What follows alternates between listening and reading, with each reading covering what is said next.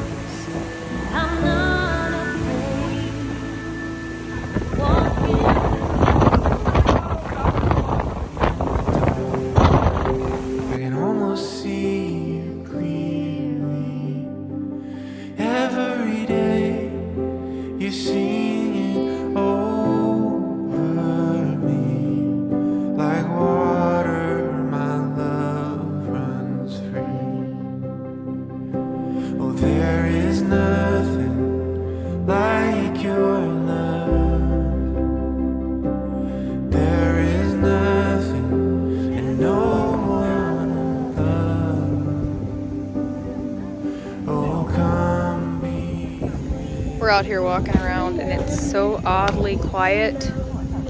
Must be like the eye of the storm or the tail, like the bottom end of it, because it made landfall on, I think, siesta. But I know that we're still gonna get more after the eye kind of passes. It has been wild.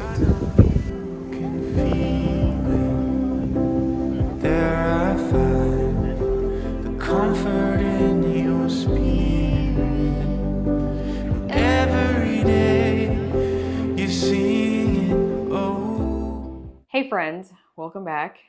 Today's video is not one that I was hoping I would need to film about, but I have decided that I want to do a little recap on Hurricane Milton.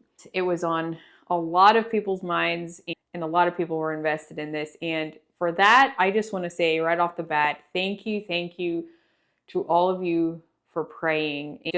I got so many messages and I just know that so many people were praying and it did make a difference. I firmly believe it did.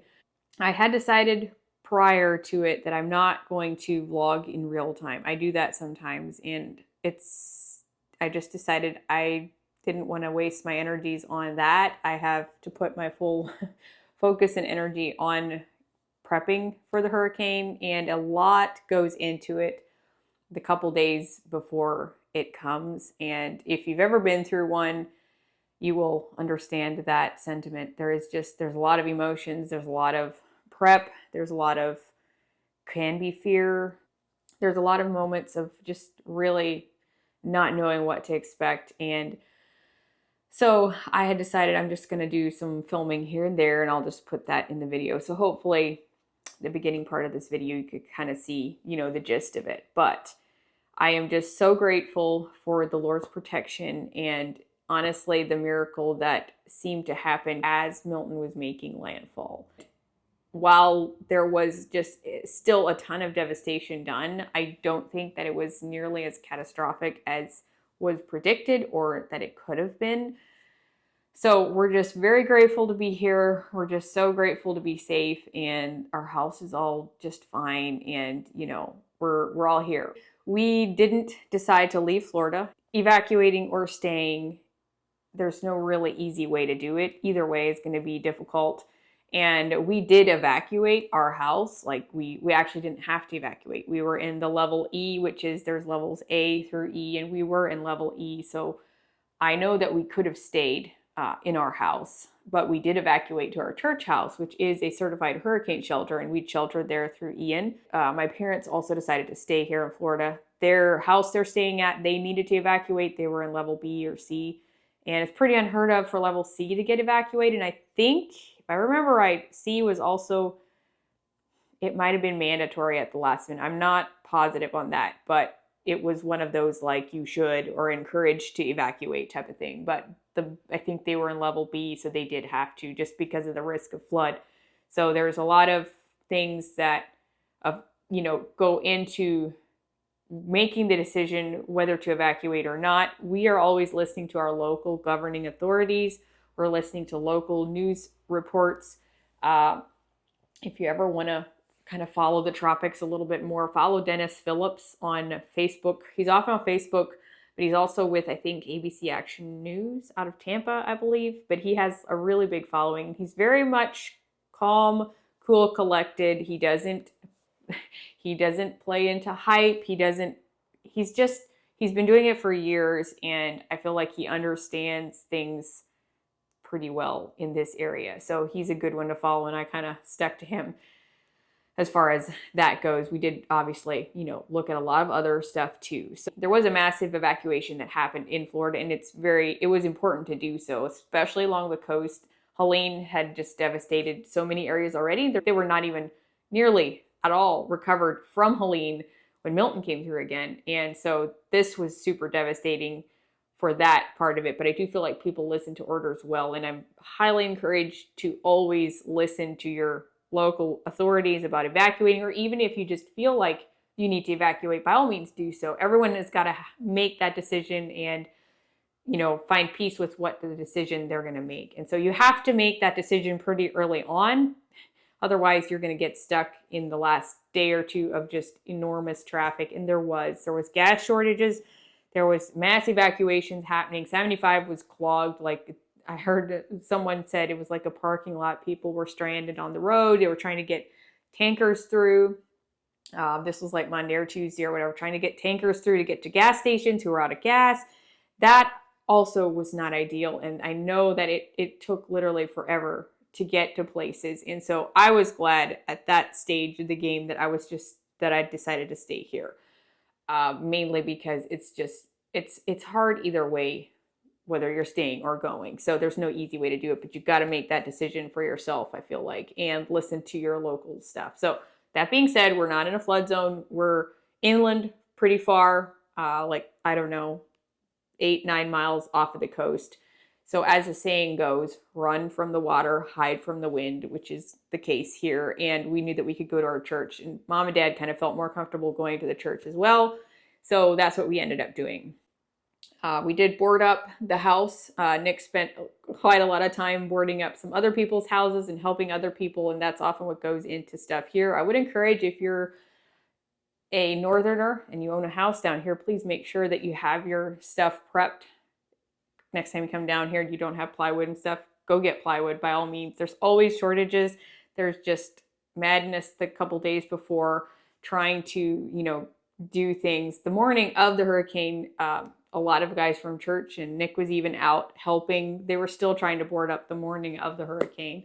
So, and it's just, it's good to have your stuff in place and, have some gas on hand, have a generator if you need it, have your people in place to help you out in that sense. So we did what we could as far as prep goes. I felt like I was baking a lot. I felt like I was constantly wanting to vacuum or do laundry because, there's probably going to be power outages. And I tried to stay off my phone as much as I could Mondays and Tuesdays, because I feel like that just adds to the angst.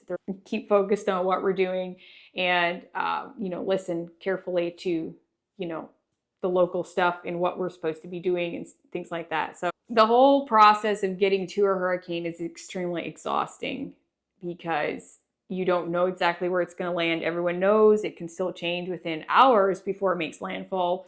The whole coast of Florida could have been affected as far as they didn't really know. And it looked very catastrophic. So, there's times of fear, there's times of calmness, just a lot of emotions. And we brought in all our stuff right before we left. I had brought in some things, but we brought in pretty much all our furniture, our grill, everything that we could inside.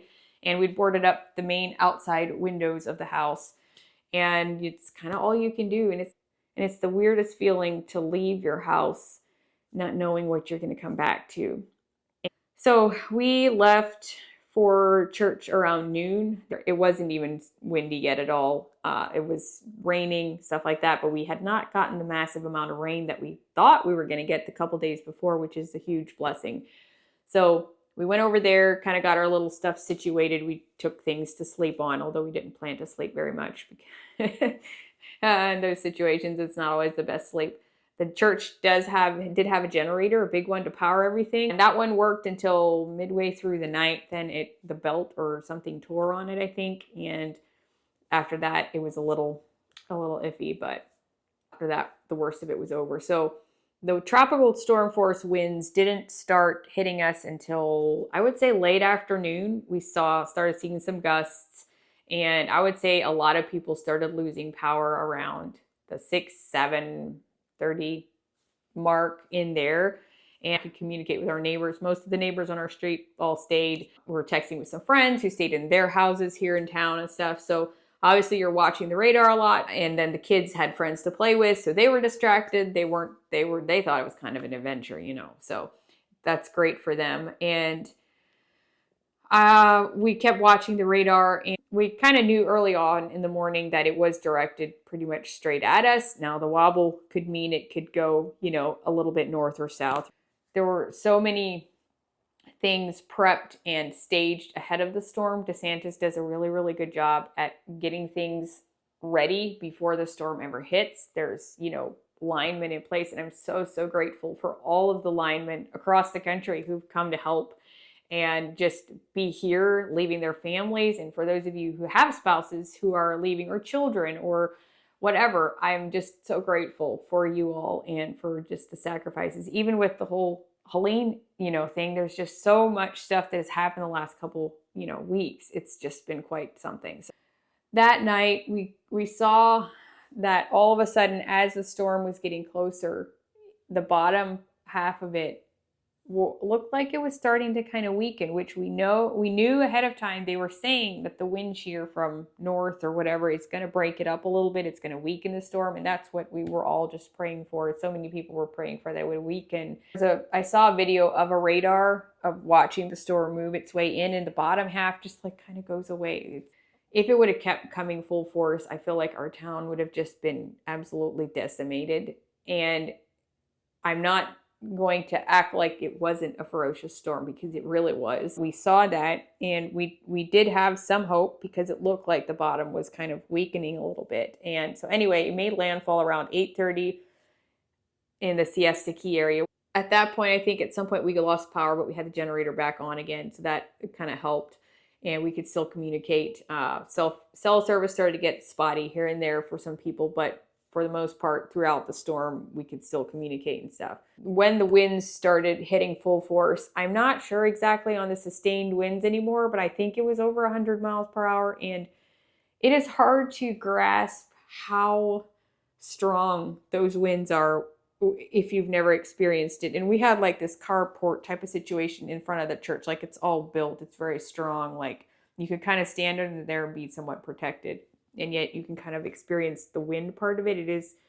It's quite something to feel that. That lasted, I'm going to say, a couple hours, maybe hour or two, probably 2 hours. And we started getting some reports from some of our friends in other parts of the town here that it was, it's starting to get calm, getting peaceful, and they think it's the eye of the storm. And I have never experienced this before. And it's one of those like once in a lifetime experiences. I hope that, truly this doesn't happen again. It was one of the most like surreal experiences that a lot of us have ever gone through. And we were all just marveling. The wind just kind of dies down, and there's a little bit here. I think we were on the south end of it, so we got a little bit maybe more wind than some of the others right directly in the middle. But it literally, as it's moving, I guess, there is just this calm in the midst of the storm, which I knew about, but you don't really know how to describe it. But it's just birds. We saw birds flying and some chirping and singing, and things just got like all quiet, and it's not really over. And all around this, the hurricane is just decimating stuff. And it was such a cool experience, because I feel like it gives us kind of a picture of how it is to be in the shelter of God's wings. And like, when we're going through these storms in life, we're going to have trials and tribulations and just all kinds of things like that. The Lord is, if we're in his shelter, we don't need to fear. There is a calmness. He gives us peace, and there's come what may, he will see us through. And if we trust in him, we don't need to fear death. We don't need to fear, what's going to happen. I can't really describe it. Like, it was just really, really whole experience, and everyone else who was out there too was just marveling at it. And it's something that I don't think we'll ever forget. What comes after the eye of the storm is super intense, and so the wind is going one direction before the eye passes through. And once the eye passes through, it comes the other way because the wind, like it's going kind of in a circle, if I understand it right. And the back end of the storm then for us was even worse. Like, I thought it was bad before that. I thought it was super intense. We thought Ian was bad, and we were not even in the direct path of Ian last time. But we thought that was fairly bad, and it wasn't compared to this. And then after the eye passed through, it was even more just another time, just intense, winds like you've never seen before. It's just, and this was a category 3, so I can't even imagine what even more, a 4 or 5 would be. And yet with the storm weakening, I feel like it saved so much of our town, and I'm just so grateful for it. But yeah, it was wild. I am not gonna lie, it was wild. Just hearing that wind, there's this hurricane howl. I can't quite describe it, but all the while knowing, we're safe in church. But I was just wondering what is happening to our house, and how is our town going to look. It was just a really intense night. It was over by, I would say, 1 o'clock or something in the morning. Anyway, it was a long night. Didn't get much sleep at all. Obviously, we made it home then in the morning. Nick had come to check on it earlier and had told us that everything looks fine. Nothing appears to be ruined. There's, a lot of tree branches, debris down, some screen, stuff like that, but nothing to the house, because I just didn't really know what to expect because it sounded really bad. Well, first look at the house. Nick was here earlier this morning in the dirt, and he says it's all okay. Praise the Lord. Mom and Dad parked their van and trailer with all their belongings that they had left after the flood. What's up, Harper? Can you pick up these sticks for me? No. Wow. I would say we fared very well. Wow, just leave it. It's okay. Okay, let's see the damage out back. I'm just thrilled and amazed. I know probably a lot of other people did not fare this well. It cleared out our tree line back here.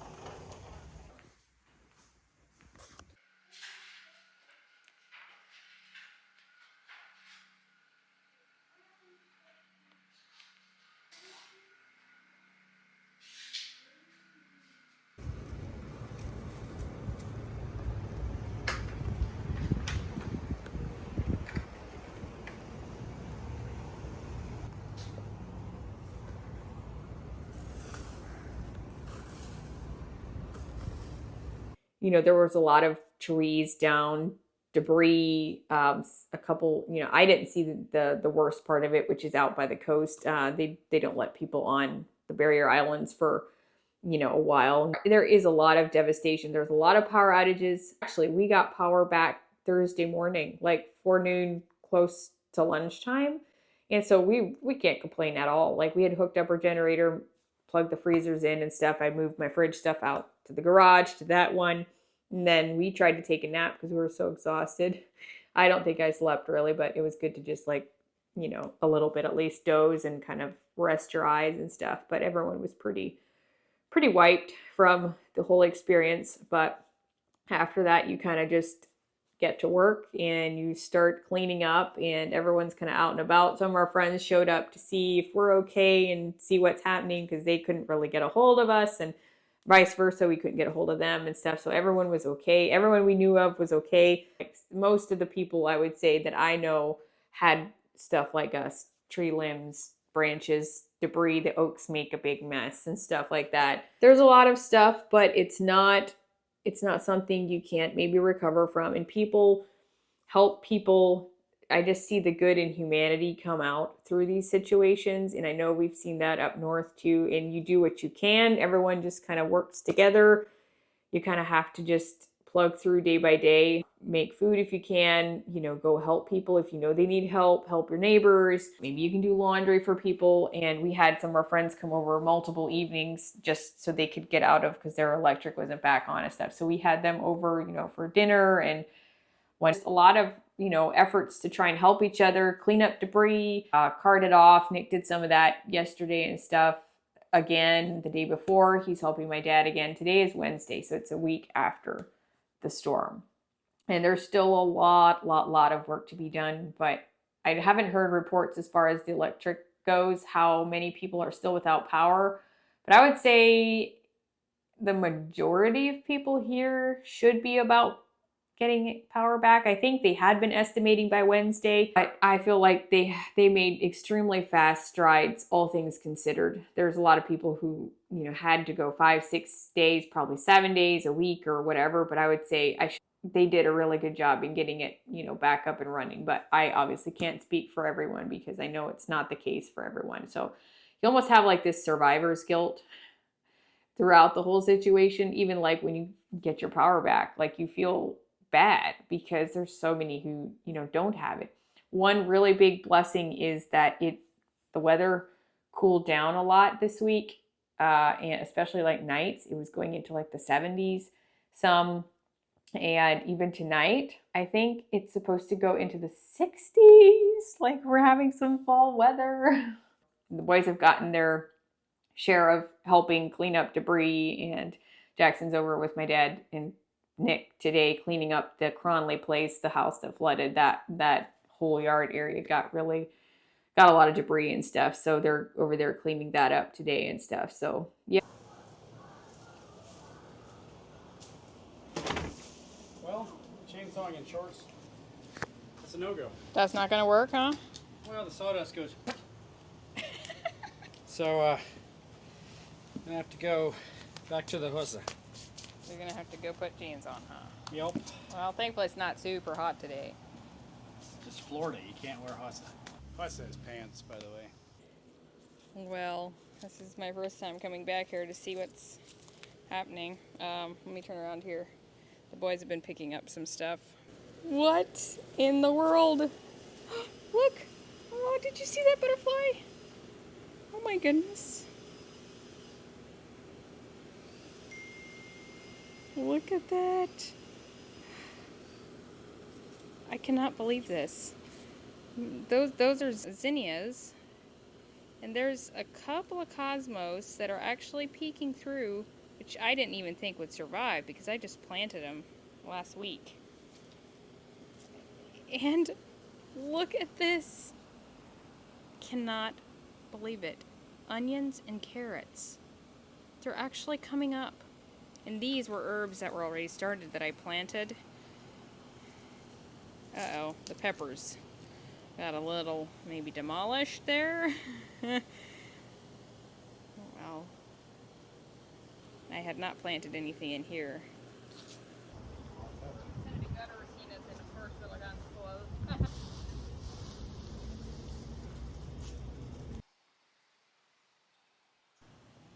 I would consider this a wrecked pool.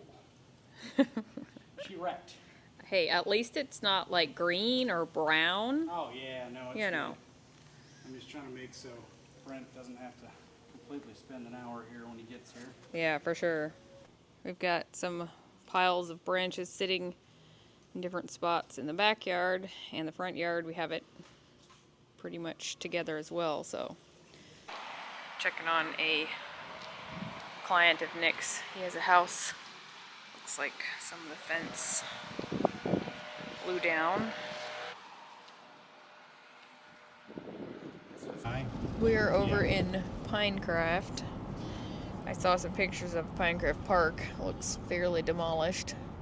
All in all, doesn't look too bad from here. Some siding off. There's a palm tree down.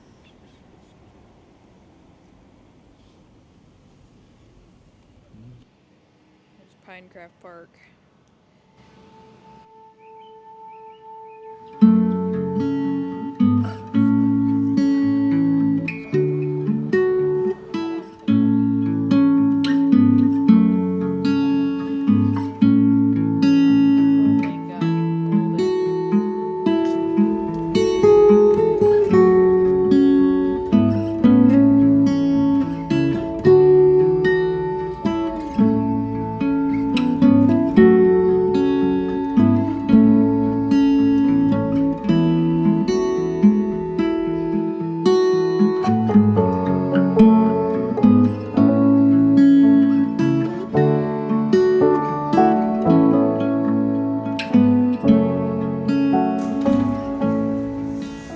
Nick's been working on cleaning out the gutters here.